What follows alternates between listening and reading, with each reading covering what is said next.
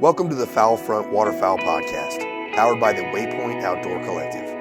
I'm your host, Ben Page, and this episode is brought to you by HTR Innovations, freelancehuntstats.com, and docsoutdoorsupplies.com. I want to give you a quick rundown on what the Waypoint Outdoor Collective is all about. So just enter into your podcast catcher or whatever you're listening to me on here and type in Waypoint Outdoor Collective and hit subscribe to listen to not only the Foul Front, but the Tom Rowland podcast, Off Grid, and a few other high-quality podcasts. I teamed up with Waypoint because in this day and age, individuals with the same goal and heart need to band together and create a synergistic and powerful movement not only against those that are opposed to hunting, but for those apathetic to the cause and don't quite understand our passion for all things wild. And this week on the show, I'm talking to Jerry Holden, the Southern Region Director for Ducks Unlimited. And in this episode, we're going to be addressing the question, where are all the ducks?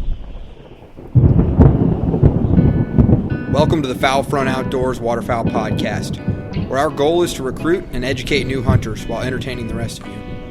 Without new hunters and the mentorship of those more seasoned, this passion as we know it faces an uncertain future. So get the word out, turn the volume up, and enjoy the show, because you're on the Foul Front. I don't think Alec is good. I think he's nervous. I think he is nervous. Are you recording? Oh yeah, we're recording now. No, I got this tooth. Uh-huh. I had a what's it called? Root canal? Root canal A yesterday root morning. canal. Yeah. You had a root canal. An emergency. It was one. awful. Emergency. So today on the show, I've got Alec Fair. Fear. You already messed up. All right, we're just gonna scratch this whole thing now. No, we're not scratching anything. Alec Fair. Siri says fair. So that's how I have to say Yeah, it. Siri's wrong. Well, we got Alec Fair and our good buddy Austin. So today on the show, this is a little bit new format that we're trying out. These guys are hopefully going to be coming onto the show a couple more times because I'm getting really bored recording like by myself. You're a loner. I'm just a loner. Yeah, so we got these guys on today. Alec almost made it onto the show once when we went out on a hunt. Well, you've been on the show. Yeah, couple. Once, Yeah. With Chad, talking with Chad. That's right. You were on that one with Chad. But yeah. So Alec, why don't you give us a little rundown on so the listeners know who you are? My name's Alec Firo, here from Manhattan.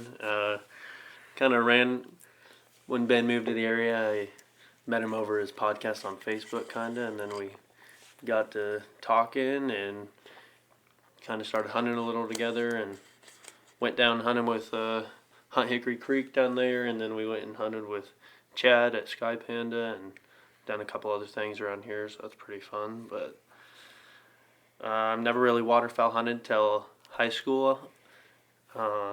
Austin honestly probably introduced me to it and a couple of our other buddies, and I pheasant hunted a quail a lot when I was younger. But Kansas boy from around here in Manhattan. yeah. So yeah. So you basically you got started in Upland and then Then I started spreading into turkey, deer, waterfowl. all right, and you go to college here, right? Yeah, K-State student. I'm a sophomore. Yep, and you are in the I can't remember what it's called. Wildlife Outdoor Enterprise Management. That's a mouthful. Yeah, it's a outdoor stuff. I don't know. Yeah, sure. It's it's wildlife, but without the science, right? No, a lot of science. A lot of science. Yeah. Okay, all right. Austin. My name's Austin French. Also from Manhattan. Alec and I grew up together around here. Went to high school together. So started hunting together back in high school, like Alec said. I was kind of the same way, though. We all kind of got into waterfowling around the same time. Growing up, I was, like he said, upland.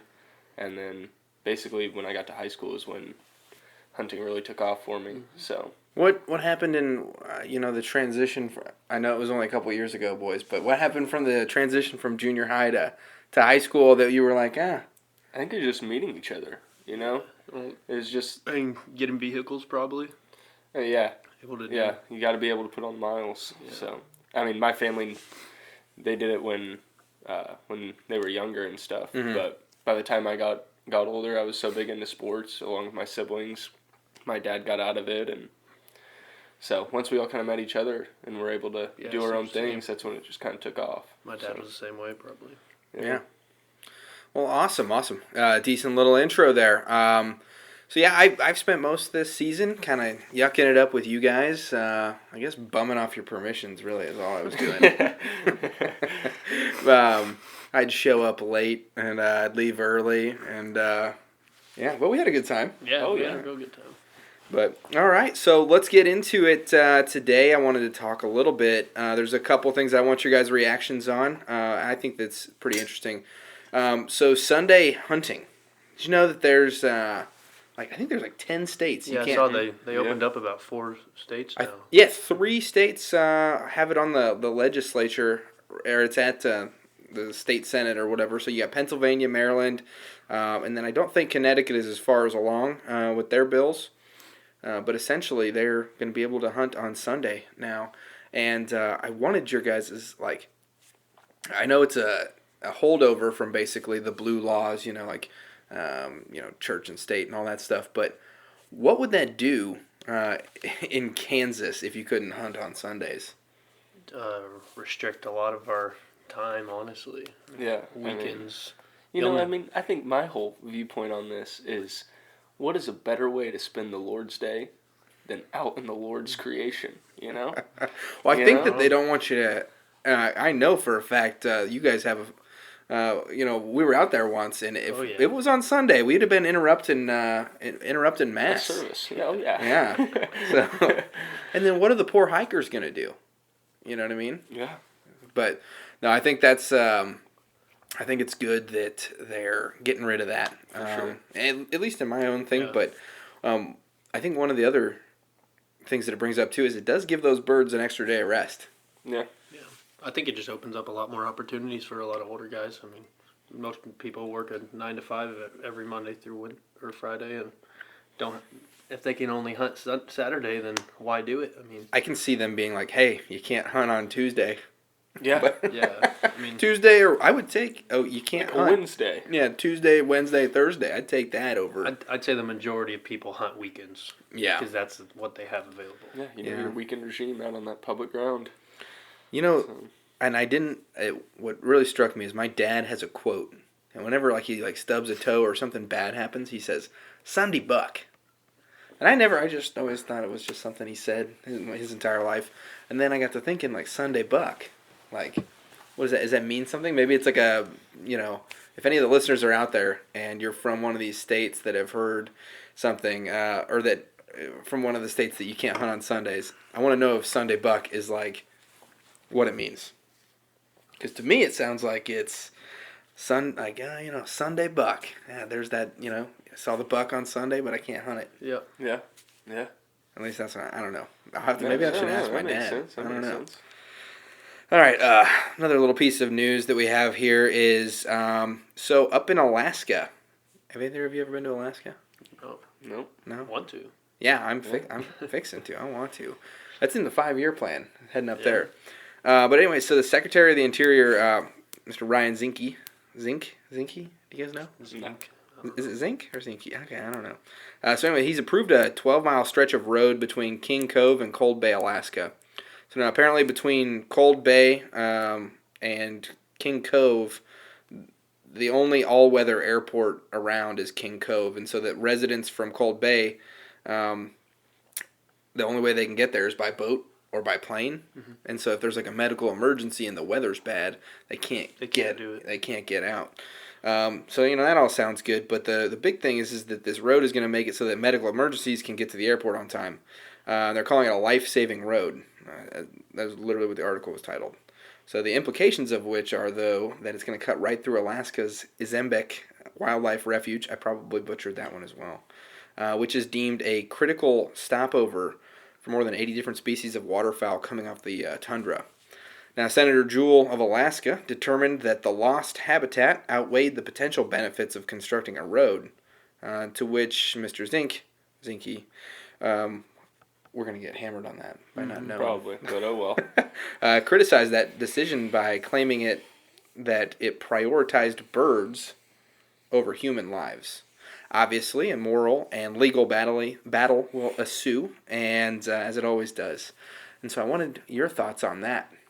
You What said you think 12 of that? miles? It's a 12-mile single-lane dirt road that's going to be cutting down through the middle of a bunch of, I think what they call it, sawgrass or palm grass or something like that. And it's, I guess it's a really critical flyway zone. And here you have a state senator who is saying, hey, the road's not worth it because of the destruction to habitat that's going to cause, and I guess the research that come from it. And then you have the head of the Department of the Interior saying, no, we need to build the road.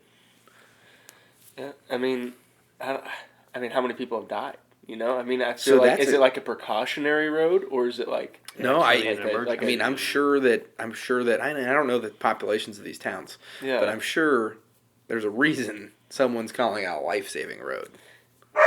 Yeah. I don't know. I feel like it's hard. I feel like maybe more extensive research Yeah, needs you to got be to know done. more details. About Yeah, So- I think that what they were saying is one of the reasons.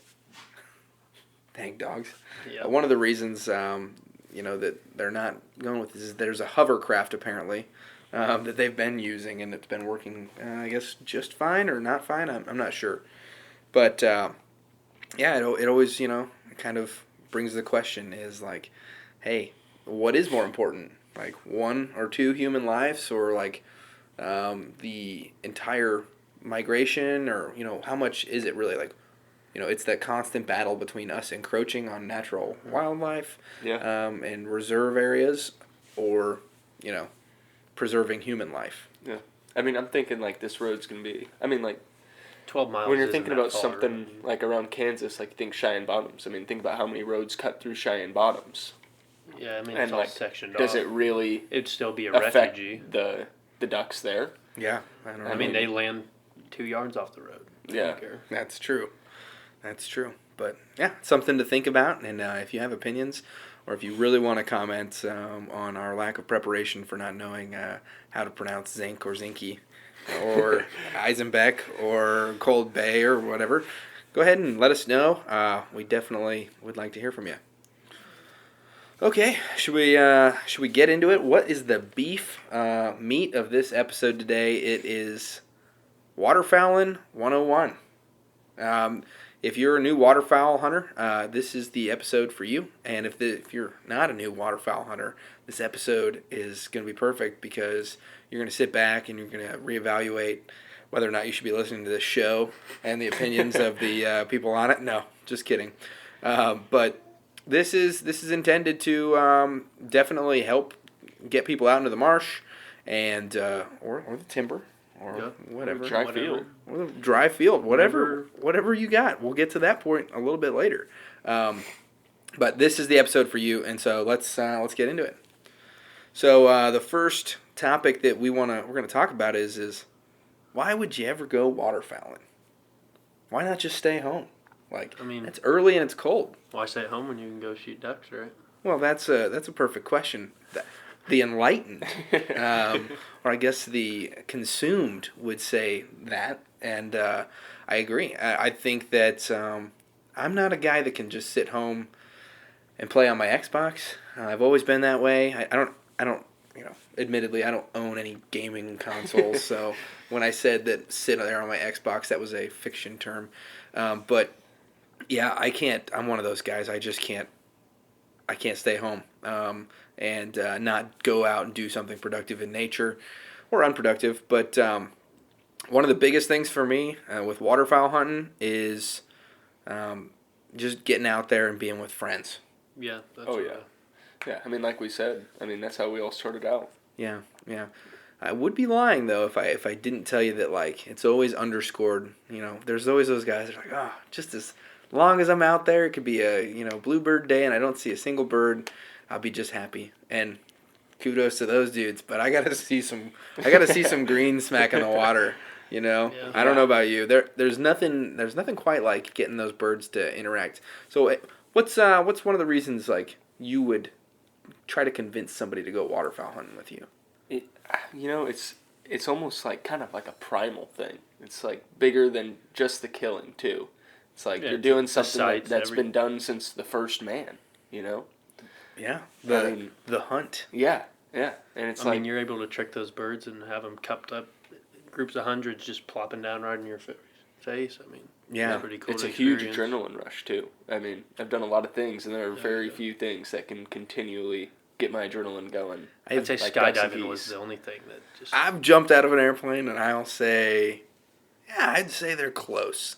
Like, Yeah. it but really it's like, is. It's like you just gotta imagine like those hunts where it's just like they're just coming in perfectly, and it's like you gotta just keep jumping out of an airplane like that to get that adrenaline going. Well, like that last hunt that we went on, Alec wasn't there, but when we went out and those birds were coming in, I think we had a group of like 200 of geese coming in, and I might have looked calm and poised, like sitting head down. I wasn't calling any shots. I wasn't taking pictures. I had just showed up literally 20 minutes before it was shooting time, and I was just down and I was waiting, but I was like, there wasn't a calm ounce in me, and that's not my first flock of birds that's come in. Exactly. Yeah, I mean, So. the thing is, like, no matter how many groups you see do it over, like, I mean, we've been hunting like a short period of time compared to a lot of people listening, Right. but even then, just watching birds do it over and over again, you never really lose that feeling or that rush. Yeah, I agree. Yeah. I mean, whether it's I mean- 2 or 300, I mean, Yeah. Yeah, and then I think the other thing too is there's a huge culture to being a waterfowl hunter. Everybody knows, like, Oh, yeah. I mean, there's two ways to tell. You know how you'll know that there's a duck hunter in the room? He'll tell you. Like, yeah, true. he Yeah, will. he'll just Like, be talking. you'll find each other. There's it's kind of a, I think, I can't remember who said it, but it's like a brotherhood of secrecy. Like, we're all, buddies, and Oh, we're yeah. all connected, and we'll tell our stories, but, like, I'm not going to tell you where my roost pond is, Yeah. I'm not going to tell It's you where. pretty cliquish too, It's Yeah. like a- Yeah. Oh, yeah. Yeah, you can find your people, and then you can find your anti-people, too. Oh, we found them. Oh. We found them this year. Story for later. I'd like to yeah. hear that.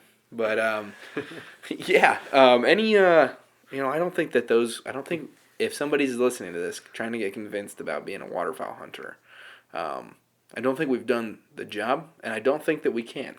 No, it's something you got to experience for yourself. You just got to go out and find gotta- somebody who does it and go do it with them. I mean, if you ask somebody who waterfowl hunts, more than likely they're going to take you. Yeah. like you said, And it's like if- a brotherhood. I mean, we And take if that guys doesn't out work all the out, time. find somebody else, and Yeah. you might get a lifelong friendship out of it. Oh yeah, exactly. And I mean, the genesis of this podcast is that I had to start doing this by myself because I didn't have any friends that were gonna be hunting waterfowl. So I had my one buddy Tony, and I just texted him, and he told me what I needed to do. And then I got on refuge forums. I got on like Facebook. I can't remember. I learned a lot of bad, terrible lessons, and then I just wrote them all down. And I said, I am not gonna let somebody else repeat that. So. Yeah. I don't know if we've gotten to all of them yet. I think I lost my way along, teaching people the hardcore lessons, but I think we'll be good. What we got next? What's the next topic? I know. Forms. Yeah. Okay. So we've just convinced you to go waterfowl hunting. Pretend we have. Tried. So what are the different forms of waterfowling? I put you got run and gunning. That's what we do a lot of that. I guess. That's What would I you call? it. How would you define run and gunning? Yeah, how would you define running and gunning? I mean, we just go out. I mean, we don't have time to scout all the time, so we'll go up to the marsh and we'll find the birds, kick them up, set up where they're going, or Yeah, we honestly had the run best in, luck doing that. run in the river or the marsh. Yeah. Because with all the high water this year, that's what we did. Yeah, I think that's the best thing to say too. Is like when we say the forms of waterfowl hunting, there's a lot of right ways to do it, and there's a couple wrong ways to do it. And so if you ask somebody, they might be saying, "Well, the only way to hunt them is in a marsh. Yeah. The only way to hunt them is in timber, or only way to hunt them is in dry field." Okay, regardless of that, I think then what you're talking about is there's I think you've got decoying, Yeah. You got jumping, pass shooting. and pass shooting. Yeah. And so, for me personally, I don't get a lot of satisfaction out of the latter two, jump shooting and pass shooting. Yeah. Don't get me wrong, I'll pass shoot some birds, but they got to be close. Yeah. Like, We don't do much of it, but the opportunity is there. We do, I guess. yeah, because there's More often than not, you want to see them decoying, though. Yeah. And if they're not, then you change something up until they do it. Yeah, exactly. And there's the best, I think the most rewarding thing is to go pay a bunch of money for some decoys, and put them out there, and then watch birds come into them. That's probably better than like taking out a bunch of birds. You know what I mean? Like you're always gonna like see that pond full of geese. And you're like, oh, we could sneak up on that, and jump that thing hard. Yeah, but imagine buying a bunch of decoys, going out there and The watching them kept up coming in the next Yes, day. exactly. So, Exactly. And if you sit there and pass shoot them, all you're doing is just Educating you're them, educating them scaring for the them next guy. You know. Now I'll say this about jump shooting. I've done a fair amount of jump shooting. Oh yeah, I think everybody has. Yeah. You waterfowl hunt, When we you started, jump shoot that's 'em. really all we did. Was Yeah. all our ponds. My first like hunting experiences was we'd sit for about 2 hours, and then we'd go jump on the Rio Grande. And so what an effective method to do that was we'd sit out there, we'd have our decoys set up, maybe shoot 5, 6, 7, 8 birds depending on the day or the spread or the wind conditions, and then everybody you'd see one truck drive past you on the levee road, right past the border wall, and you knew it was time to start jumping your ducks. And everybody would just kind of leapfrog past each other all the way down, for 2 hours, just shooting ducks. And It's unique. sometimes people would break the gentleman's rule, and they would not wait their turn to jump, and so then it turns into like a drag race, and it gets a little sporty down there. But so yes, that's jump shooting. So when we say decoying, we're talking about setting up a decoy spread, playing Calling the birds wind. in. Yeah, calling the birds in and having them come to you. Jumping is, you're going to them. You're sneaking up on them and you're shooting them as they flush off the pond or on the water. Water swat. Yeah. Water swatting. Question. We just ruined a vocabulary lesson. So we're about to talk about some vocabulary. But water swatting, is it legal in Kansas? No. It's not legal in Kansas. No. People do it. I know. But it ain't legal. People sure do it. So I think I've misspoke on this in the past. There's the letter and then there's the intent of the law, right? There's the language of the law and then there's the intent of the law. Language of the law says you can't shoot ducks on the water. I'm pretty sure unless it's injured, right? Right. Yeah, I think so.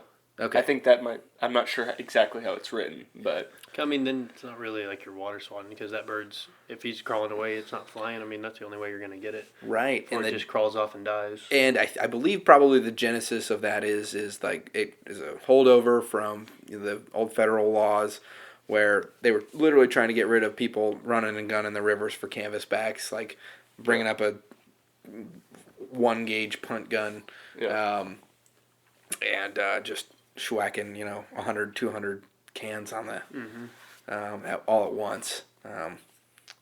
But the other thing too is what I don't have a lot of success shooting birds on the water.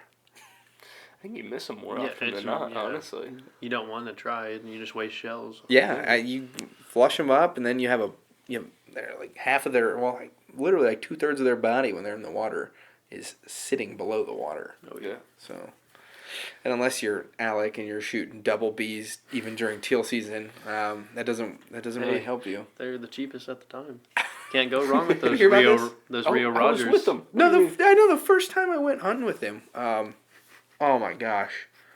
Well, first he drags me out to your guys' spot, and we wade through the water, and I was like, oh, he steals my gloves.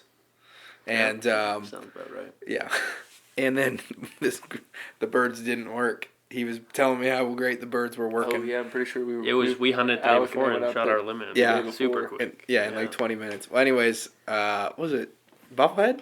No. Yeah, buffalo. Oh yeah. Yeah. Mounter. This mountable, just I mean, we don't get beautiful- buffalo heads like that here. Beautiful, fully colored bufflehead. Like, had no reason to be that plumed out at that point in the season. Flies to about 20 yards, and Alec just smokes it with double B. It gets back like unmountable, like can't do anything with it. Like, it was a shame. He did it close. I mean, Hey. Hey, did Gotta you get a kill 'em. haircut? yeah. Dang, I didn't even notice. That's nice. Now, would you give it to Locks of Love? Huh? Locks of love or whatever? How much did you cut off? Not a lot. Yeah, like Yeah. 12 inches. Yeah. How did I not notice that? You only get one chance to notice a man's haircut. It's true. Ugh. It's true. My apologies. Anyways, so Alec does a little overkill. Hey, I would say though, Rogers Sporting Goods, $85 for a case of Rio 3-inch double BBs. I bought like 5 cases this year, and they're just amazing. Cheap and they kill. So, Oh, yeah. I mean, Yeah, I shoot the fancy stuff. I shoot that. yeah, I don't have the money for that. So I mean, Yeah, me either. us college boys, man. Yeah. You know. Yeah, for sure. Okay, so we've talked about decoying, just very briefly. We've talked about jumping, and then pass shooting. Pass shooting is it's when you're not getting the birds to work you when you're decoying. Yeah, and you just shoot go- them as they fly by. Yeah, or you Or go if set up there's in another group pass shooting at the birds that are swinging around to decoy into you. Yeah, Hey, that's, you ruined another vocab word. which one? Swinging. Swinging. Oh Hey, man, it's all right. that's We all right. had that happen multiple times this year. Yeah. Oh. But pass shooting, you can also do like when I think of pass shooting, I think of dove hunting. Finding the low break in the shelter belt along the cornfield, and you set up there, and the birds are going to be flying through there, and you're intercepting them. Yeah. But you know those Dove Mojos, those work some magic. I use dove mojos all year long. Yeah. Except on goose season, but we'll get to that too. But at any rate, so what have we missed? Should we talk about the different terrain we can hunt birds in? I mean, obviously we'll get to that in the later scouting episode. Like you mean like timber, Mars? Yeah, and there's some people that are it depends on what region you're from. I think so. Yeah. Dudes from the Well, I south. had jotted down like your solo and duo guys that like your layout and kayak hunters, or like us, we hunt. I mean, like at least 3 to 8 guys. I mean, fields we hunt a lot more guys, but Yeah. marsh even we'll usually have 2 boats out there. Yeah. Well, that brings up a good point too about jump shooting. There's some people that what they'll do is they'll take their kayaks out and they'll go stalk birds. They'll like get up as close as they can to them, stop all means of forward movement, and then shoot the birds. But I know that's like a California thing on those drainage ditches and stuff. But yeah, you're right. So everybody probably thinks that any serious duck hunter needs a boat. No, not really. Yeah. I mean, this year you did. Yeah. Here well, I mean, anyways. again, it all just kind of comes down to, and I think we're going to talk about it in a later episode about scouting. I mean, Just being where they Yeah, want to be. without a boat, you just got to put in a little bit more work, a little bit more miles on the truck. A lot more work Yeah. for the most So- part. And I mean, most of the time we've been waterfowl hunting, we haven't had boats. Yeah. So till this I mean, year, it's just like it this was year a- and last year, really. I had now we just run enough of a 2-3 boat this boats. year to tease me. I mean, So- last year we paddled our 2 little shitty John boats. Like, I don't even know how far across that was from Oh, yeah. from the 2 the miles boat probably? ramp to the next point. It was at Mhm. least a mile and a half, and Yeah. stayed So- out there till about 12, and Yeah. shot our 4-man limit of greenheads and some teal, and it was pretty Yeah. fun. I got a buddy Matt that he just swears by kayak hunting, and you can get where you You can get where the birds are. I mean, you can get anywhere. It's Yeah. versatile. But a motor? There's nothing better than just squeezing that throttle and you're moving. That's So, true. Now, what if you could put a motor? Well, you can put a You motor can. on kayaks. Little trolling motor. Serious, some of the serious kayaks. But yeah, you're right. That's definitely. I think that's just a whole other hobby in itself. Yeah. Is having a duck boat. Yeah. Yeah.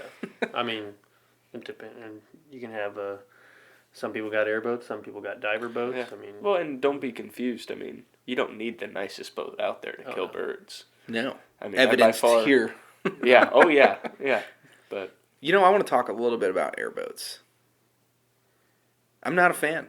not a fan. not No. really. We're not either. Some guy sank kids at Tuttle this year. Well, I think that they're great.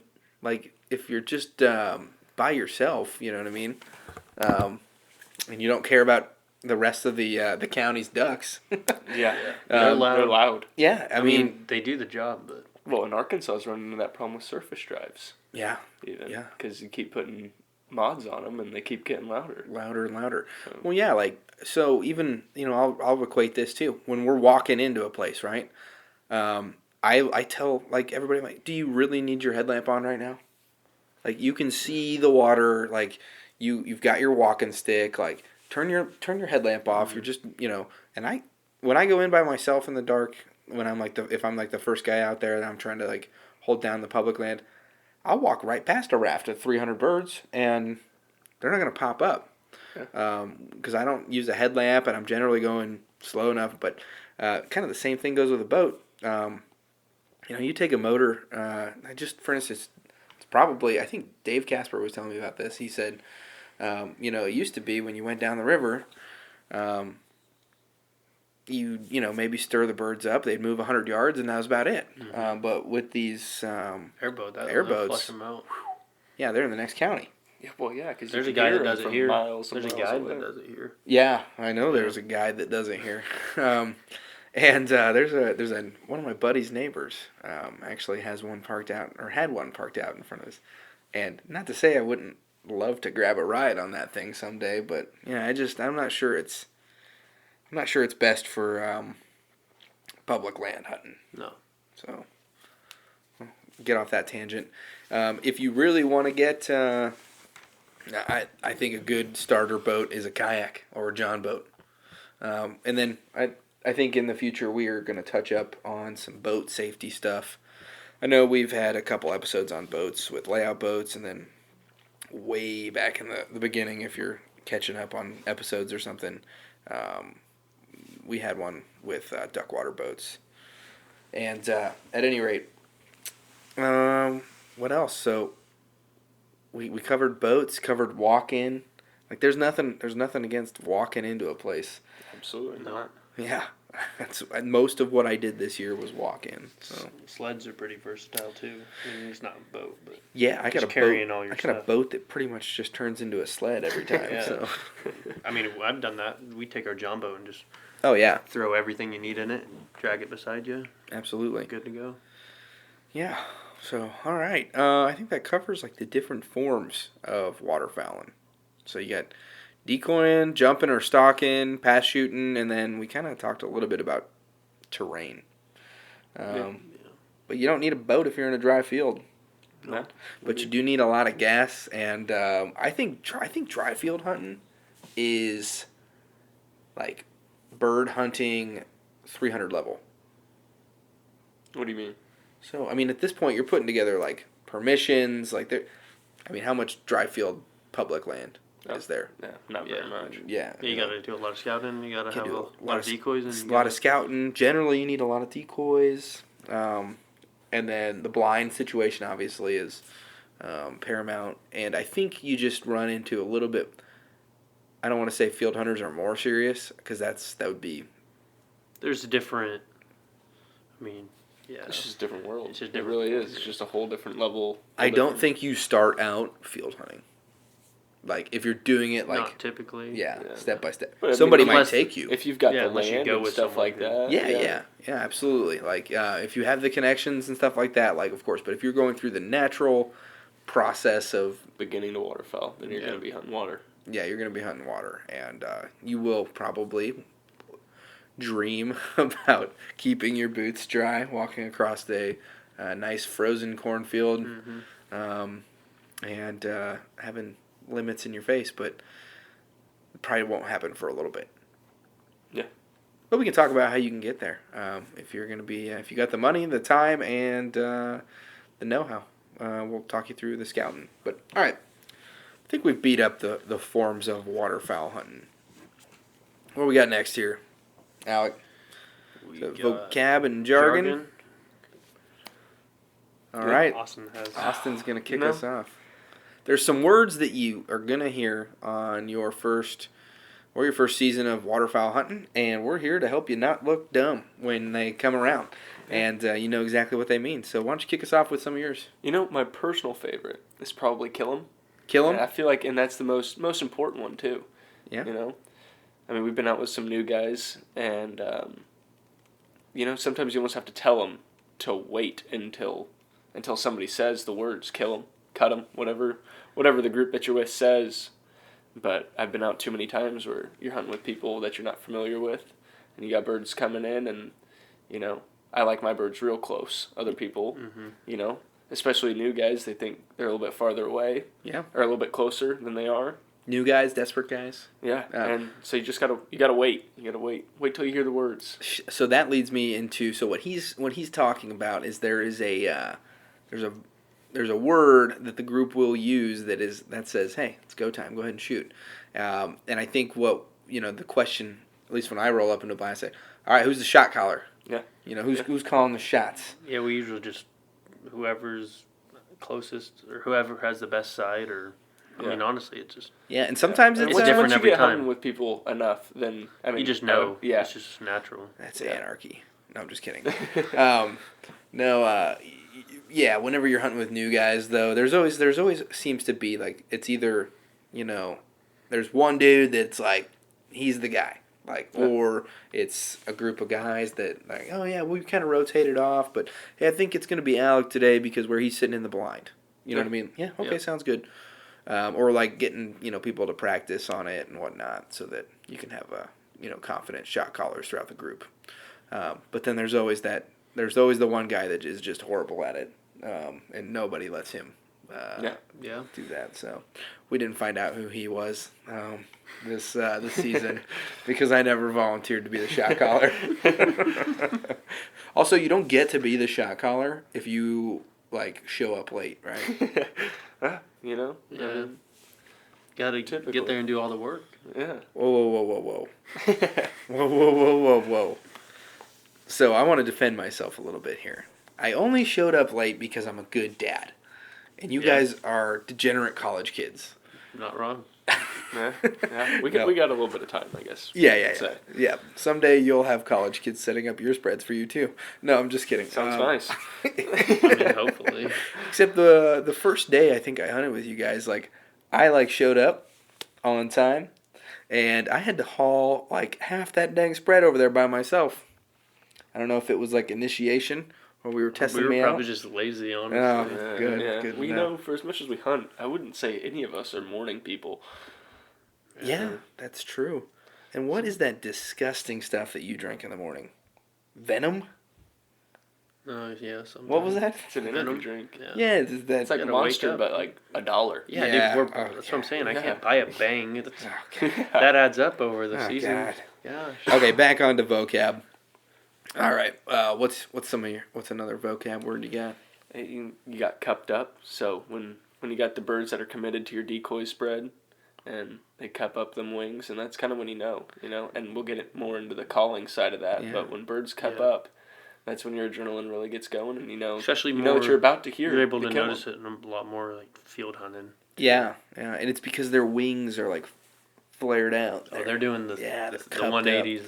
Up. One thing that I heard this season that I hadn't heard before, I kept hearing people say, "Oh, they're maple leafing, and I was just shaking. I said, "What the heck is maple leafing? What does that mean?" It's when you see it a lot more with lessers. You remember that one hunt? The only time I've ever seen graders do it is on that hunt that we went on. Or he was the and inverted those two one. lessers You took the picture. Came in and started going inverted, and they just started doing flips coming in. Yeah. So what they're trying to say is that they're falling to the ground like a maple leaf as they go left, right, flipping up and down. I mean, it's pretty cool seeing a group of 100, 200, 300 specs or lessers. Oh, when we were out with crazy. When we were out with Chad, and that was that was nuts. We had it happen to us last week. Oh yeah. I didn't get the invite on that one, so you were covering the tournament. I don't want to talk about it. So, oh, that's true. That was fun. Yeah, that was a lot of fun. Yeah. Did you guys have fun? Oh yeah. Did you feel a little bit? So for anybody knowing that last weekend there was it was the inaugural Goose Games put on by Second Split Delta Waterfowl chapter, and the boys here participated while myself and Elliot from Freelance we went down to Wichita and we hung out with Chad and basically kind of hosted the thing, did some media coverage. I wouldn't say hosted, did media coverage for them and whatnot. So It was a lot of fun. And you guys got, what, did you get third or fourth? I think we got like 5th or 6th. Oh, fifth or Whoa, sixth. whoa. Yeah. I was thinking like second and a half, probably. Second No, and a half. I asked Chad. I mean, it just our feed was mainly lessers and specs. Yeah. I mean, it really We did didn't- come down You guys to shot a banded spec. Yeah, Yeah. Hey, who shot that spec? It was the guy. one of our buddies. Oh, He's okay. mounting it though. So. Oh, Yeah. perfect. Yeah. Perfect. Fun. Mounted Yeah. up in Alaska too. So, anyways, I found out that a lot of geese weigh 12.2 pounds. Yeah. Not Literally- as many of our geese weigh that I mean, much. we That's true. I feel like next year if we do it, we're gonna find a big Canada feed.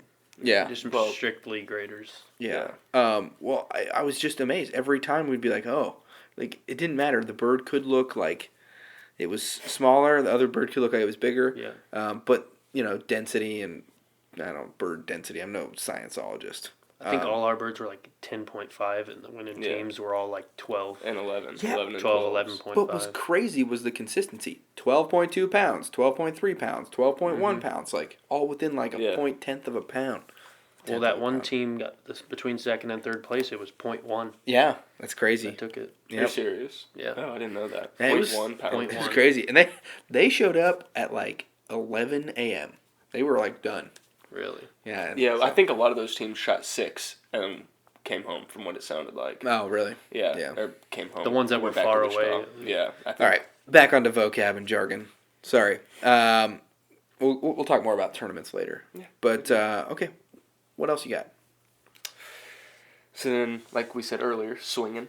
Swinging. Yep. So when you got your group of birds, group of ducks, group of geese that are looking at your decoy spread, they're Right. coming in. You're calling at them. They're looking at it, and more often than not, you've got your birds will swing around your whole spread, and they'll center back up. Right. So they'll come back to where your kill hole is. So that's all how you set up your decoys and stuff. But more often than not, you're going to hear people say, "Oh, they're swinging," because most of the time when you're in a blind or You depending got, on where you're standing, you can't see certain you'll have one sides. guy looking and Yeah. watching and paying attention, so you Yep. know, Right. So letting everyone else know where they are. All right. So what other vocab words do we got? I'll tell you one that I think is a fun word. Jerk rig. jerk rig. Yeah. Okay. So jerk rig is not probably what you're thinking it means, but it's a rope that you run out to an anchor or a stake out in the middle of the pond. It's got a little elastic on one end of it so that you hook your decoys up to the rope and you pull it, you jerk it, and it springs back and it makes the decoys look like they're moving. Yeah. Yep. I think it's huge on days that aren't windy. Yeah, we When used you're to using- jerk cord a lot this year. Yeah, it's like compared to most. it's the most probably. It's probably killed more ducks than all the other motion decoys combined. I mean, yeah, we didn't even use mojos this year. No. Mojo. A mojo in my mojo, book. yep. It could be a lucky duck. It could be I don't know, Yeah, mojo, spinning wing decoy. Mojo. Just call it a mojo. everything's Yeah. called a mojo. Yeah. Unless Lucky Duck is listening to this. I like Lucky Ducks better than mojo, but I still say mojo. So I don't know. It's like Are you a Lucky Duck or a mojo guy? I'm indifferent. If it works, Yeah. you know, I've ran into too I mean, many problems. Either one we of them, have they about just 8 if you get them wet, they just seem to we have not about work. 8 broken mojos in our shed. Not my mojos. I carry the Dove mojos. I don't buy no God. duck mojos. What? I only have the Dove mojos. And I tell you what, like, I've had one go into the water. It was in the water for at least an hour. And when I pulled it up out of there, it was still spinning. Well, I do Yeah. want to get some Lucky Ducks though. We have a couple buddies that we used that brought them on the hunts with us. I think this now the year. cool ones. Does Mojo make them too with the remotes? Oh, yeah. Yeah, they all make them. They all have them with Yeah. remotes now. Yeah. I think that's pretty cool too. there's Especially just a lot- dry fields, they're crazy important to have remotes on, Yeah. in my opinion. If you're running a duck and goose spread. Yeah. You So- have to have the remote if you're going to be hunting geese. Yeah. Because Yep. geese don't like mojos. Yeah. But ducks in a dry field, Mojo is killer. Geese do like flags though. There's another vocab. How many times did you guys have a flag out there? Not enough. Every time I was there, except once, right? Yeah. No, we started using. I had a crab Flags are flag, huge. but they're huge. My Yeah. broken flag that I have. Oh yeah. But Speaking of flags and goose hunting, sky busting. Ooh. What is a sky buster, Alec? That's my least favorite kind of hunter. Yeah, That's we've what hunted that with is. some this year. Oh, yeah. So, it's like your pass. It's It's like like we talked about before. It's your form of hunting that goes with pass shooting almost. So you got ducks or geese that they're not working good enough for you, and you start shooting high at them, or you got your guys with their incinerator Black Eagle chokes with 3.5-inch heavy shot. Like, oh, I can make that 90-yard shot, dude. I like shooting ducks that far. Yeah, right. I once heard a guy say this year. This is how you know you're a sky buster. Once heard him say, it too. I would rather shoot a duck at 80 yards than at 5. That's just, who would say that? Somebody that doesn't shoot Somebody enough that ducks at doesn't 5 own yards. any decoys. Yeah, somebody that doesn't shoot enough of them at 5. That guy didn't bring any decoys that day, did he? No. I can't remember. No. I don't think so. No, and I'm pretty sure. Yeah, no. Nope. I want the paint getting knocked off my decoys from birds. Oh, yeah. Oh, it happens. I like them Yeah. sunk. We sunk a few. A band. Band? That's your jewelry. That's the golden ticket. We almost got skunked this year. Yeah, last 2 field hunts of goose season, 2 bands. Oh, you guys shot 2 bands. Canada from Milford in 2015 and a spec from Alaska in 2015. The Canada was from Milford? Yep. Band around Wakefield. Oh, that's pretty cool. Yeah. One of those Annenberg geese. Yeah, of course. I see them all the time. Yeah. Okay, here's we're gonna get into a little bit of anatomy. We'll start it off with Drake, Male duck. just male duck. Yeah. All you want to shoot. The prettiest. Yeah. Hey, I'll shoot hens. I will. I mean, I You do. a Susie killer? it I happens. am a another Susie killer. I'm a Susie. Susie killer. Yeah. Hey, a duck's a duck, man. I've had this argument. No brown ducks. I've had this argument multiple times. Gotta get them pretty A ones. duck's a duck. And they, but whatever. All right, so you got a Drake and a Susie, and I call my, like, that's a good bull sprig, Yep. or Yep. a good bull teal. I call bull, Call it you bull. Drake's bulls. Yeah. The most common one you hear it on those, for sure, canvas backs. You got your bull cans and your bull sprigs. So, Pennies. Yep. So a sprig is a pintail because it has a very long tail coming out the end of it, or a long tail feather that is called a sprig. Yep. And then you got a bull can, which is a canvas back. We shot a bull can this year. And I saw a double sprig killed this year too down in Oklahoma. I heard that the double sprig or the mallard curls, none of that matters. I don't know. I haven't seen too many double sprigs though. Yeah. Looks cool. But, yeah. Sure, yeah, I agree. What else we got? Greenhead, obviously. Greenhead, that's a bull green winged teal, right? It's got some green Your on its Hollywood. head. No, or what do you call it? Hollywood. Yeah, Hollywood. spoonies. So a greenhead is a mallard, Drake, and then another duck that has a green head is a spoonie. Yep, spoonbill. Just uglier. yeah. I don't Some Bigger. would say prettier. People would ask me, "Hey Ben, why do you hate on the spoonies?" And I'll tell you, it's because I still don't like the taste of them. Yeah, they're a tough bird. Yeah, I mean, better than a coot, bro. yeah, I would say so. We got any coot hunters listening? Yeah, my buddy Wilson's a coot hunter. It's the first duck he ever shot. It's a coot. Nice. We didn't get skunked though, according to him. What else? Silos. Silhouettes. Dive bombs. Dive bombs. I would say Dive Bomb is becoming like the mojo name. They're the best. And they are. Hey, I agree. And I don't just say that because of our good friend Asher and the fact that we combined in this room right now have like 40 or 50 dozen of them. Yeah. I'm Next swearing year by we'll it. have like 90 dozen of them. Oh God. We hunt primarily graders.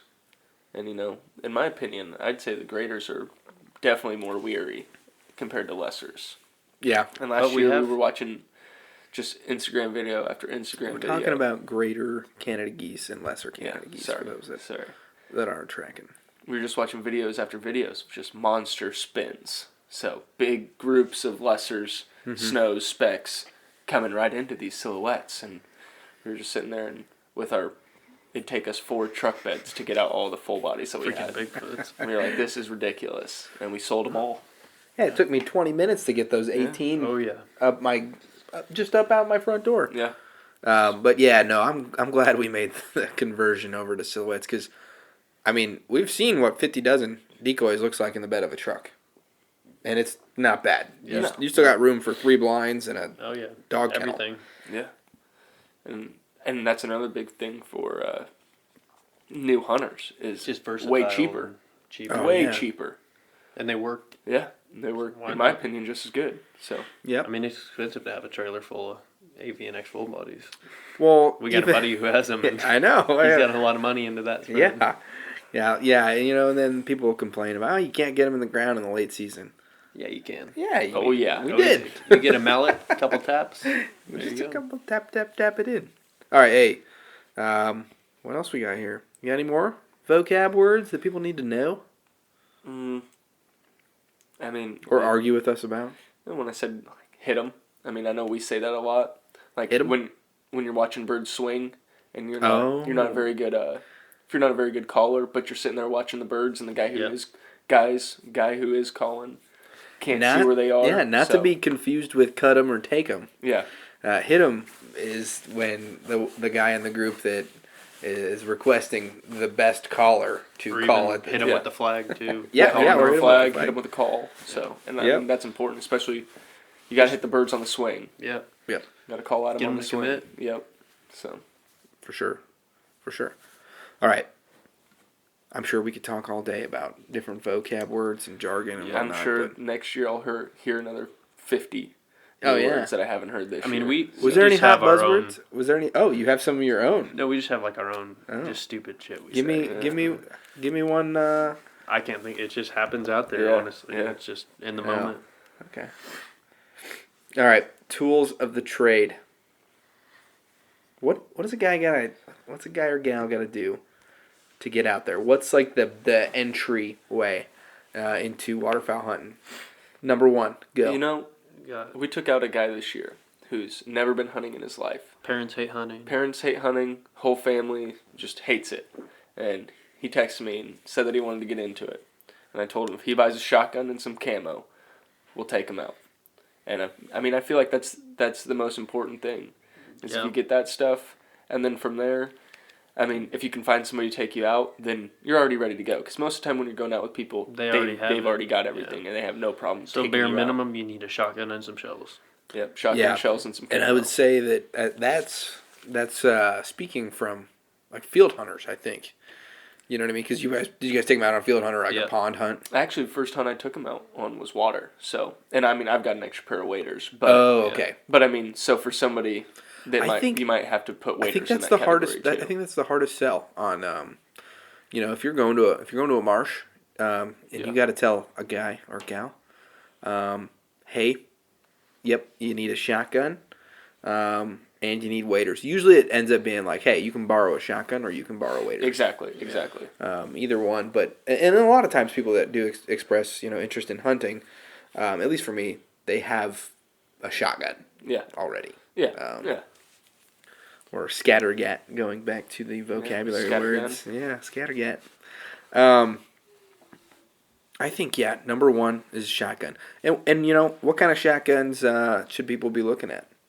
There's a whole episode on this, If you're by just the way. getting into it, Remington 870 or Benelli Nova 12 gauge. 12 gauge. Yep. Yep. $250, $300 blue collar gun, And now pump. Stoger. we've got a buddy Yep. who he's hunted forever. And last year we taught him how to clean his gun. Oh. And it was Benelli Nova. Never been cleaned before and still runs. So, Yeah, nice. Yeah, I have to clean the Browning a little bit more than that, but it's all good.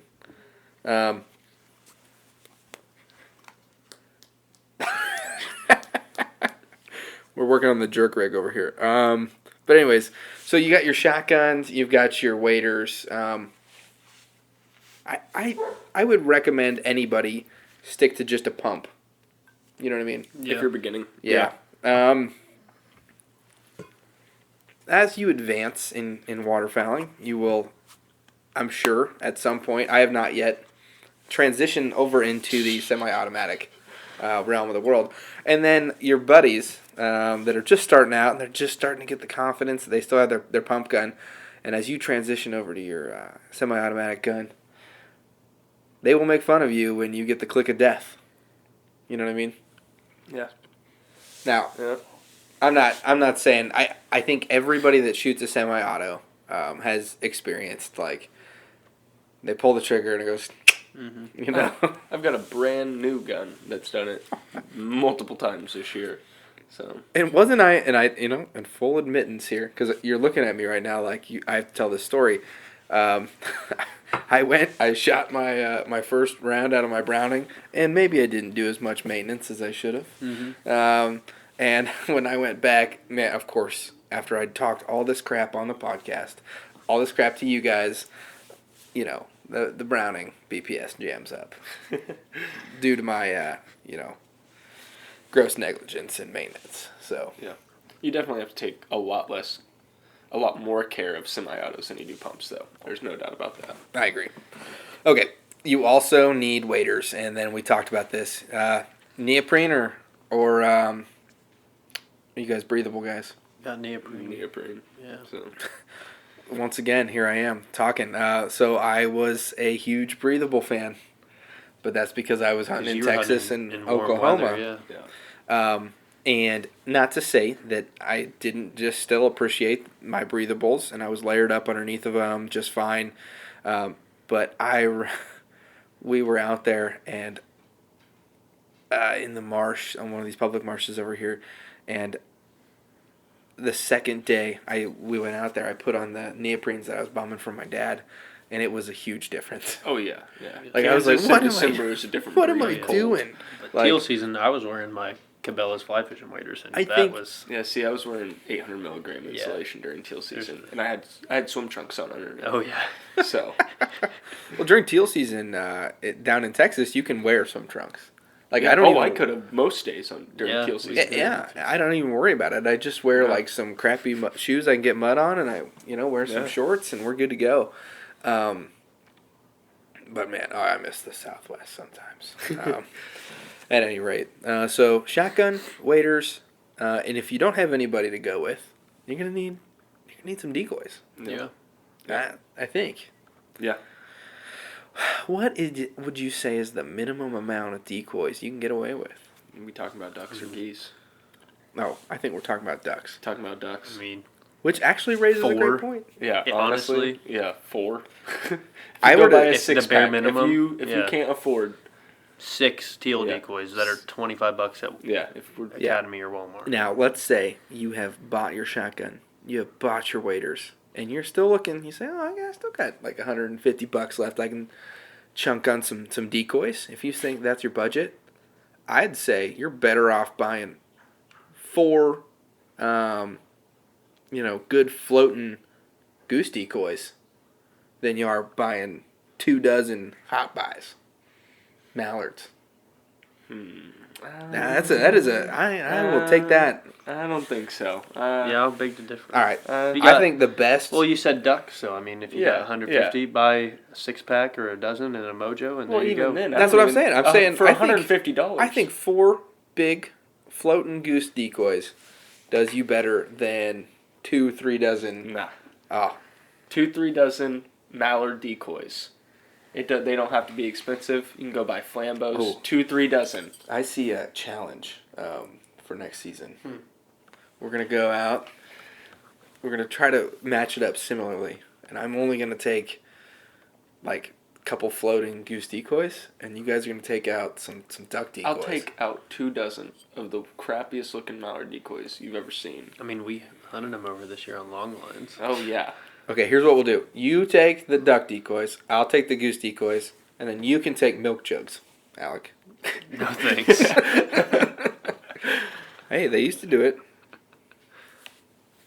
Really? Yeah, they used to do that. They used to take milk jugs out. Just tie a line onto them, throw them out in the water. You know, I've heard of poor man's snow goose spread as a bunch of Walmart bags. Yeah. I think we ought to try that. You know? It's not very eco-friendly. Yeah, no. Try not to let them blow away. But Somebody might be kind of upset if you've got 1,000 Walmart bags. are we gonna flying go around on a the snow wind. goose hunt? I hope so. I think so. We got somebody who do it. I think. Yeah. Okay. Let me know. Yeah, let me know. Let me know, Alec. All right. Say you got some buddies. No, I think we can get on. I think we can get on some snow geese yet. Okay, so we've talked a little bit about decoys, and so it's up in the air there. I think, you're fine either way. I think here's the most important part. Mhm. You got to find the birds. You just got to be where they If want you to be. find the birds, Then you it can take doesn't out matter. one decoy. Case in point, the winner of the snow goose competition, Max. Max Prairie Wings put on for snow geese this year. I think the winning team shot over 4 decoys. They only had 4 decoys Are you serious? over water. Oh yeah, they were hunting water. Really? Yeah. Well, I wonder if that's the same team. I heard that one team had their whole spread stolen. 2 teams Two had their teams, really? spread stolen, yeah. Jeez. Yeah, that's no good. That's a- not what you want. that is I think a- we're seeing something too. Like, this is the first year I've really seen like waterfowl hunting tournaments going on. Yeah. And I think it could be taken wrongly, but I think I for think it's the pretty good good. I of mean, the- you raised just alone the goose games. I mean, that was pretty small. And Oh, that was it- tiny compared to some Oh, of the yeah. stuff. I think. Compared to Yeah. Max, and they raised what 25K at the banquet. yeah, somewhere around there. And Yeah, I there's only think 10, 11, 12 teams in the tournament. I think I like it a little bit more when it's a tournament for fundraising for habitat. Oh yeah, It's for Then- conservation. Yeah, for conservation. yeah.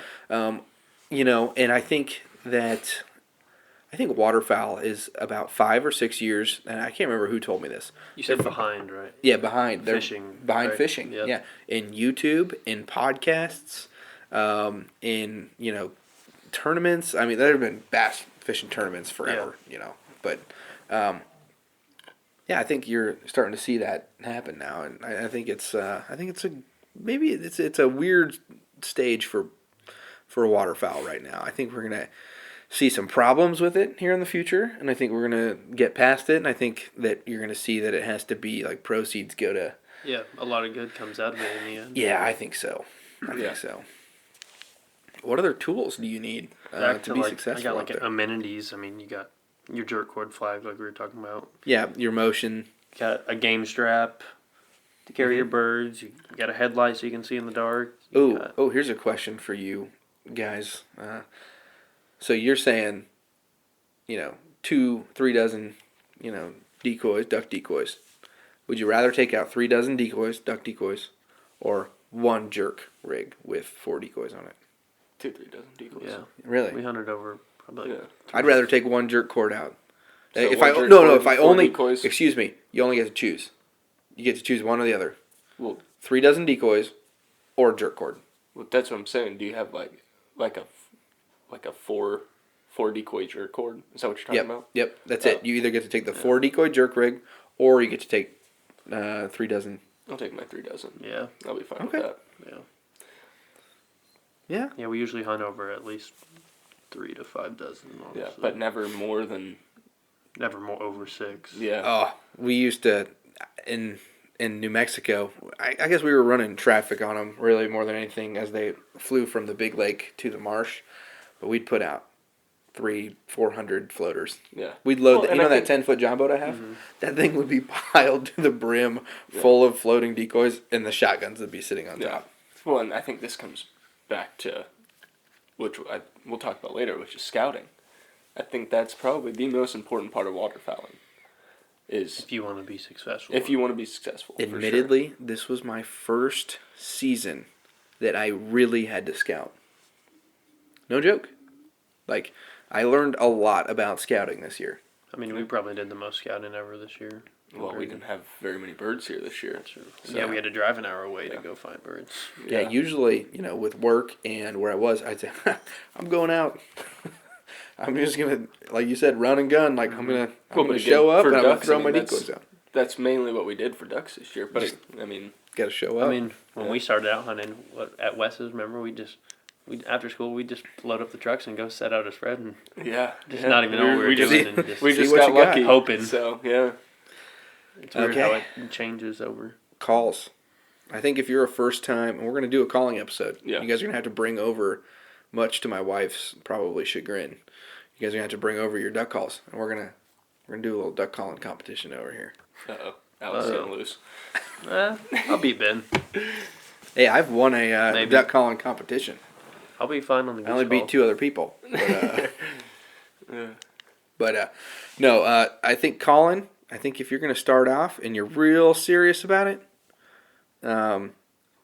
bite the bullet, and I think maybe start off on a single read and put the time into practicing. Just watch If you're videos not- and learn. Yeah, if you're not going to practice, though, and you just want to show up, get a double read, and just all you're going to do is learn how to do your single quack just to get a duck's attention. Yeah. You know what I I mean? mean, honestly, most of the time it's not even ducks in general. I guess ducks more than geese, but it's just getting their attention. Yeah. Yeah. If You you're gotta not, learn how to read them Yeah. more than you need to learn how to call them. I mean, most of Listen the times you more don't even than have talk. to call it ducks. Yeah. I'm just- Yeah. yeah, your first season, I think you need to listen more than you call. Oh, for sure. Yeah. I mean, we've had multiple hunts this year where, 4 hours straight, there was just these Yeah, guys. well, and that comes with calling, which we'll talk about in that episode. But I mean, there's a lot more harm to be done with overusing your call Oh, yeah. than there is not using it. Yeah. If I had a choice between blowing a call every second for the whole hunt or never owning a call again, it would definitely be Yeah. never owning a call again. And more times than not, those guys don't fire their guns. Yeah. Because they're just Oh, yeah. the whole. Yeah. I'm a big fan of when it comes to ducks, all I need is a wah, wah, wah, tick, tick, tick, tick, tick, tick. That's it. That's all you need. Yeah. Just that right there. And just, all right, wah. Hit him with that Drake whistle. Yep. Hey, With the whistle. I got a whistle. I'll beat you both in the whistle comp. It's because you have my whistle. No. I got my own whistle. I mean, they're $4. But Name this duck call right here. Could be a wood duck. No, that's a widgeon. Or what about this They one? sound. Check this one out. This is Drake Mallard. Mallard. yeah, I know. I just was trying to show off a little bit. Oh, sorry. I'm impressed. Thank you. Color yourself. That right there is what you call a lesson, folks. No, just kidding. All right, so let's start capping it off here. I think the last thing that we need to really talk about is the rules of the trade. Obviously, when we're talking about rules, we're not talking about I guess we could be talking about the regulations and the laws and stuff, Yeah, but but that's something that you definitely need to. you should already know all that. You should definitely be reading and boning up on that because that's important. You do not want to, the first time you go out, I think that's the hardest part. If you're going by yourself, knowing the laws and regulations, identifying birds, that sort of thing. But there's also rules if you're going out to join somebody, hopefully whoever's Know taking you out, they're Know your abiding by it. spot. Yeah. Know your place, I guess. Yeah, but I think some of the rules of the blind. I think number one, if somebody's taking you out somewhere, don't go to that spot unless you Oh, yeah. Yeah. ask them and be like, Yeah. so is it okay if I come back here if it's a public land spot? Especially, yeah. Yeah. If somebody takes you out to a public land spot, on the taking you out for the A first good time, spot. Yeah. especially. you ain't gonna be taking your boys there the next weekend. Yeah. That's a good way to just Words will automatically be make exchanged. enemies right there. Oh yeah, you're done at that point. Yeah, You're yeah. done. Unless they're like, if I'm taking out a new guy, I'll take him to a spot normally that I know is gonna produce some success, Oh, yeah. and I know if they are really gonna be into it and they're gonna start doing this stuff by themselves, like I'll take them to a spot that I don't mind them going to. But I always tell them like, hey, like just let me know if like if you're gonna go out without me and you're gonna go to this spot and I took you there, first season, you should probably text me. Second season, I don't know, kind of game on, Yeah. But if it's private, definitely don't go back there thinking that you. Oh, yeah. No. That's just illegal at that point. That's Yeah. just against the law. Yeah. Well, even when I go, on my way home from work, I'd scout for you guys all the time, and even before I pulled into the driveway, there's one particular spot. The only way you can scout it is if you pull up the road, which is private, and I'd be like, hey, can I pull up there? Yep, go ahead. You know, that whole thing. Even though I'm out there trying to give you guys information. Yeah. So. Yeah. What are some other rules that you should abide by as, I guess, in the blind? I got. Don't be cocky. Yeah. Kind of. Or like just respecting and knowing your place, really. Yeah, like, don't go out there, especially if you've hunted before or something else, but, you know, you're out waterfowl hunting for the first time or with a new group. You're not the shot caller. Like, you wait, you know, follow the guys' directions that put in the time to scout the place. Yeah, I mean, we went out with some guys this year, and it was like they were like trying to educate us on what to do, and we're like, we know what to do. Like, this is our spot. Like, Yeah, we've done plenty fine here. Yeah. So we've done all the scouting here. We own all the decoys here, and you're showing up and you're trying to tell us what to. Yeah. I guess the good rule that I always try to go with is if it's not your scout, you didn't find the birds, then you should probably just keep your mouth shut. Yeah. If it's I mean, not your truck, don't touch the radio. Yeah. I mean, it's like one of those things where you might, if you think, like I've been out on a hunt where this year where I showed up, wasn't my scout, and they set up in what I would consider a pretty bad place. And I mean, I put in my 2 cents. I was like, hey, what if we moved up here? And the answer was no. And then that was kind of the end of that conversation. I mean, we didn't do very good, but I mean, at the same time, it's like one of those things where if you didn't scout it, then you don't really know what's going on. So It's true. you It's you got to different respect. for You every got to. situation. I think you just got to respect the people that you're with. So, and I'm sure As that if long I go out as- and hunt with those guys again, then I'm sure it'll be a better hunt. I mean, the birds just didn't work. As So, long as they know what they're doing. I mean, Yeah, If yeah. if there's someone who doesn't know what they're doing, and they're trying to tell you what to do, then yeah, it's a different situation. I don't know. It's hard. You like Alex said, you just got to know your place. Yeah. Yeah. Yeah, for sure. We try and hunt with good friends, so then we don't ever have the problem. And if we want to exchange words, we'll exchange some words, right. and then we'll fix the problem, and Yeah. that's fine. Absolutely. I think, you know, another rule too, I think that this becomes part of hunter safety, but don't be the new guy that is always having his, you know, that people got to worry about. Shoot, and then put your gun on safe when people are out picking up birds. Oh, yeah. Awesome. I have a story about that. Yeah, last few hunts of the season, we were out with I a was guy that there. we've hunted with multiple times throughout the year, and he, we were sitting there. We were working a group of geese, and they were swinging on us, about to come in, and all of a sudden you hear bang, and his gun went off while we were laying in the layout blind, and so one of the buddies I was with looks over at him, and that was just kind of the end of that conversation. A few minutes later, we got a second group of birds on the deck, and everybody lays into them, and there's one that gets hit, and it flies out there a little ways, just kind of sails, and There's another vocab word. yeah, sails. Sailor. Oh, sailor, floater, Yep. dripping oil, as they would Yeah. say. So, and it kind of sailed out a couple hundred yards, and the guys whose gun just went off ran out there, and then my other buddy went out there to go get it, and it was just a bad judgment on the guy's part, and he shot, and the shot landed about 10 feet in front of the other guy.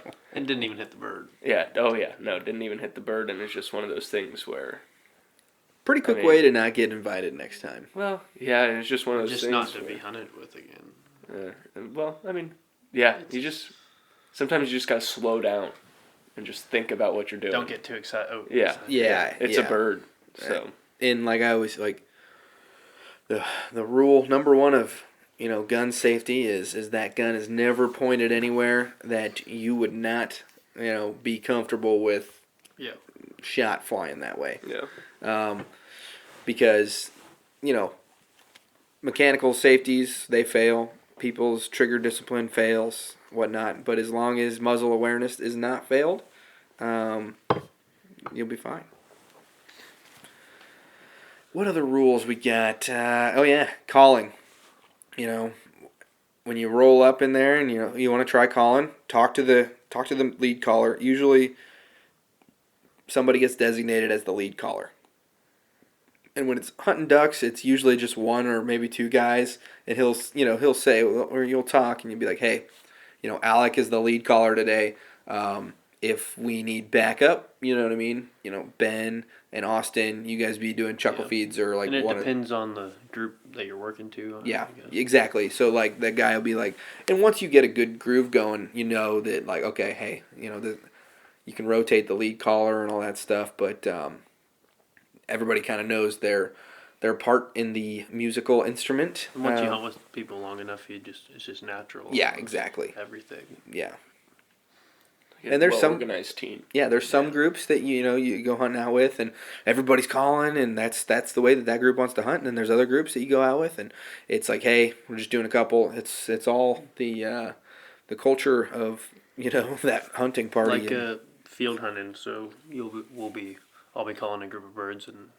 But then once you get their attention, and strictly never call when they're flying right over the top, and then if we're hunting with somebody who's not like our normal group. It's hard to be like, hey, man, don't call like when they're because like right. Especially if that person did the scout or found the field, but then they might be flaring those birds at the same time. Yeah. So it's like, where do you cut it off? Push out a lot of birds calling, and it's just one of those things where the most important thing with calling is reading birds. You got to learn how to read them. Got to learn how they're responding. Oh yeah, that just takes time. So and for a new hunter, that's one of those things where you might talk to the group that you're with and be like, hey, if you guys don't mind, can I call a little bit? And if they want to help you out and stuff like that, but it's just something you need to be vocal with. Not be afraid to ask and talk about. So, I think in conclusion here for this episode, I think we need to talk about a little bit outside of the hunting stuff. What's some expectations that you can have from a duck or a goose hunt?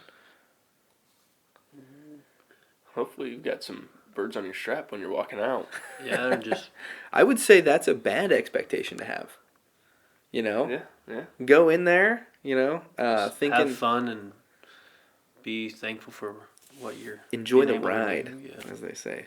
And I think take in the sights. Yeah, you're going to be cold. Probably. Depending where you are.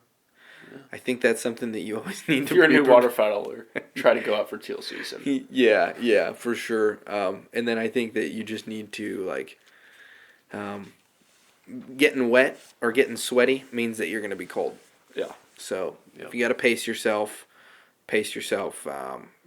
I would rather walk out there and be freezing on the walk out, but then once we're done setting up the decoys, layer up, put on the other jacket, and then be warm for the rest of the hunt. Then start off sweaty, and that's no good. Yeah, I got another on like rules. So I'm like meeting a guy at a ramp. It's like I feel like a lot of people flare off like new hunters and stuff because they aren't respectful or they try and act like a badass or like a hard ass.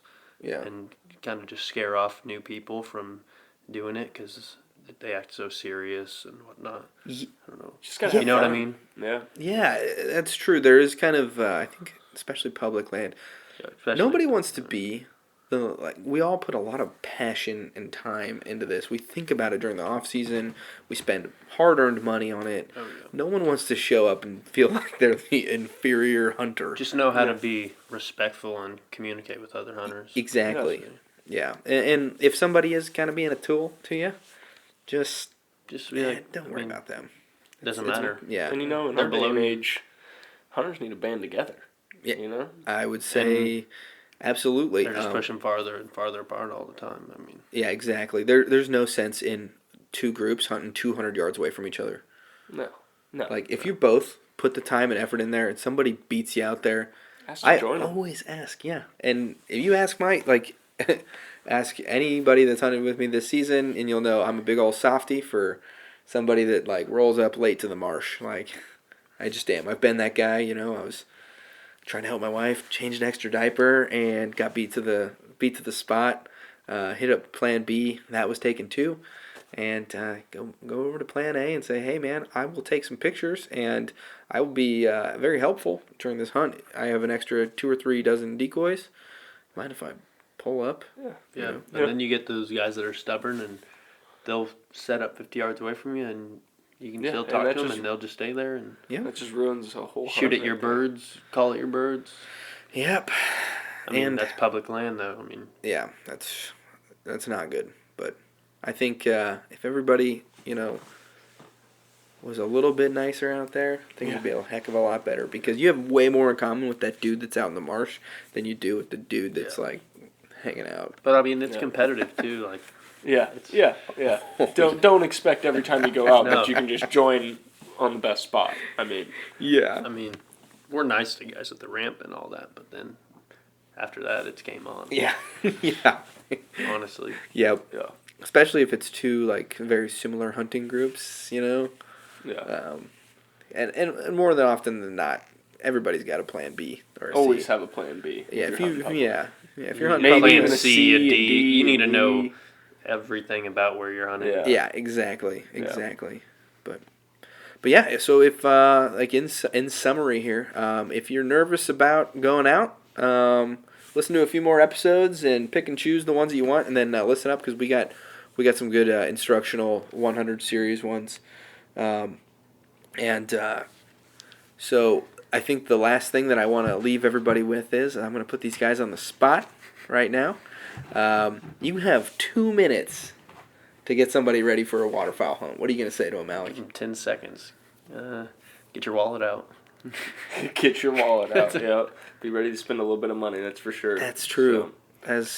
You're right. Yep. I think the average cost, I would say, like from scratch, with licenses and the equipment that you need, you're probably looking at $600 or $700 on the very low end. Yeah. I mean, I spend all my money, like my extra money, on waterfowl. Yeah. It's an expensive hobby, but worth every penny. Yeah, I love it. Yeah. I wish I had more money to spend, honestly. But Yeah. again, it's one of those things where you've got a long off season, so Work for spend $100 Make a here, plan. $100 there, $100 here. Yep. And by the time season rolls around, you haven't been hit too hard financially, and you're ready to rock. Yeah, or Make do a what you plan guys and- did. Like, you guys know, like, Alec, you can't afford a goose spread all by yourself. No. And We neither, just band up together. Yeah, you'd band up, and everybody buys 4, 5, 6 dozen, Yeah. and next thing you know, you're sitting in a field full of decoys. Yeah. Yeah. So. But yeah. We got any other closing thoughts? No. All I right. don't think so. Well, this is the boys from Flint Hills Waterfowls. We didn't mention that until the No, we very didn't end mention here. that. No. So go give them a. Oh, you want to know how that started? Oh yeah, think how we did ever Flint told you that Hills? story. Yeah. Oh yeah. We were sitting. We got done hunting one morning, Yeah, me and we and went down to the good old Bob's Diner. Yeah. Never had ate there. We were like, it feels like some diner food. So Yeah. we pulled up, and the Heartland Waterfowl crew was there, and we were like, we took like a triple take. We were like, holy shit, that's Heartland Waterfowl here in town. Yeah. Yeah. You look outside. There's about 4 trailers sitting outside, and we're Like $60,000 trucks, and just Oh yeah. We're like, Oh. man, that'd be. I wish we were. we're like they're those living the guys. dream, and we're like, I think they were hunting snows out around Jeffrey, and then we just were like, well, let's just make a page, like, show what we do, like Yeah. Like our lifestyle, I guess. Yeah, I think there's a lot. I think that's a cool part about Instagram and like the photos. And you guys are doing some good photos and stuff. Is that I think it's important to show people, that you are passionate about this and it's fun. Yeah, It adds a whole it's other more element. about than just killing. Yeah, yeah, way more to it. yeah. I mean, I'm a killer, but there's a lot more to it. You know what I mean? Yeah, exactly. I think someone once said it was like, I think it was Josh Crosby. It was like, yeah, it's interesting. The best picture I've ever taken was of like a decoy hitting the water as someone threw it Yeah. out, not some cupped up bird getting pulverized by BB. Like Yeah. everybody sees a tailgate full of birds, and Yeah. but there's so much more to it than everybody always sees the end result. Yep. I mean, But- and you learn new things every day. Yeah. Yeah, It's never ending a process, honestly. Yep. absolutely. Every hunt you learn something new. Absolutely. Well, yeah. So we're going to be putting out some more beginner stuff. I got like roasted by like some dudes, and you never want to like read your reviews too carefully, but I got like roasted by some guys like saying, this podcast sucks because I saw that the intro Yeah, one. I yeah, saw there's one guy no- gave you like 1 star. there's no it's like there's no useful information for new waterfowl hunters. And so if that was you, this these next 6 episodes are for you, pal. And I'm gonna teach these people the good word of waterfowl hunting as best I can in spite. No, I'm just kidding. It's good. It's good to know. It's good to get the pulse. Yeah. Some people want some more, 100 level series stuff, and that's why I brought the Flint Hills crew on with me, or Alec and Austin. Who else is in that? Like Jace. Buddy, one of our roommates. Yeah. I mean, there's other friends, but hunt with us, but they don't. Yeah. Might as well give Jake the password. Yeah, Jake and Blaine. Blaine. He's a good kid. Yeah. So, but anyway, so we'll be going through what we're gonna do, a scouting episode. Calling and deeks. Calling, decoys, how to set up, that kind of stuff. So some real 100 level intro stuff that hopefully you guys can learn from to get you out in the marsh. Go back through and listen to some of our old stuff. We've evolved quite a bit since we started. We're coming up on the year anniversary of running this podcast, and I think it's just been really exciting. And so I think let's tie a bow on this one. Yeah, we're looking forward to recording some more. Yep. Yeah. All right, see you guys soon. Thanks for listening to this week's episode of the Fowl Front Waterfowl Podcast. Please come join us on our Facebook group, the Fowl Front Waterfowl Podcast group, where you can connect with a good group of hunters, because we're all in this together. We need to act like it so that hopefully our great grandkids will be hunting ducks over our favorite public lands. We also ask that you go ahead and give us a written review on iTunes and give us 5 stars if you think we deserve it. And we really do want to hear back from you so that we can give you the best possible content. And if you get in on that Facebook group, you can get in there and you can ask questions and you can tell us what you want to hear next, or you can tell us what you don't like, and we'll be sure to tailor things to our listeners. So, all right. Stay safe out there, and we will see you next week.